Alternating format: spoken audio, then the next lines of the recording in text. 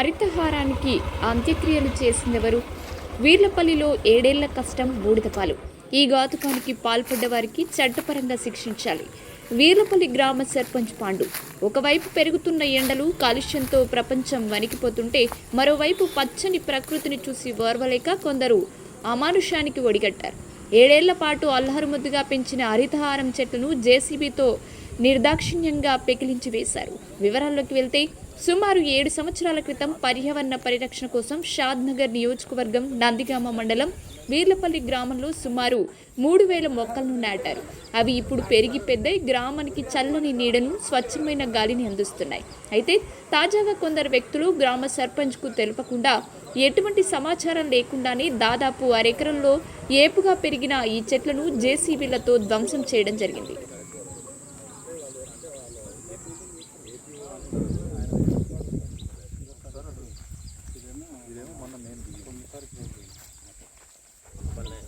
ఇక్కడ 19 మరియు 20 తారీఖు తేదీలో పల్లె ప్రకృతి వనంలో మొక్కలు గత 7 సంవత్సరాల క్రితం నాటడం జరిగింది.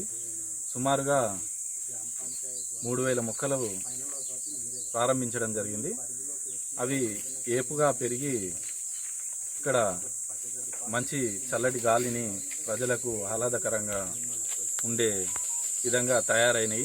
వాటిని ఎలాంటి అనుమతులు లేకుండా కొందరు వ్యక్తులు వాటిని పీకేసి ధ్వంసం చేసి ప్రజాధనాన్ని దుర్వినియోగం చేసి అవన్నీ ఒక దగ్గర కుప్పగొట్టేసి వెళ్ళిపోయారు. అది మాకు తెలిసిన తర్వాత అది మా వరకు అయితే ఇప్పటి వరకు అయితే అది ఏందనేది మాకు ఇన్ఫర్మేషన్ తెలియదు.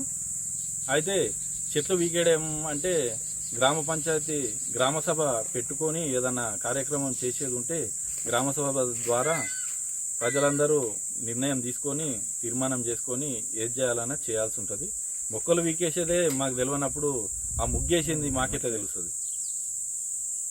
అలాగే అటవీ శాఖ కార్యాలయంలో కంప్లైంట్ చేయడం జరిగింది. అయితే దీన్ని చేసిన వారు, చేయించిన వాళ్ళే తిరిగి ఇక్కడ మొక్కలు మళ్ళీ రీప్లేస్ చేయాలి.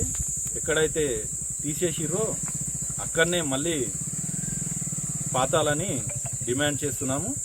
అలాగే వారిపైన, చెట్లను తీసేసిన వారిపైన చట్టపరమైన చర్యలు తీసుకొని వాళ్ళ మీద యాక్షన్ తీసుకోవాలని కోరుకుంటున్నాము.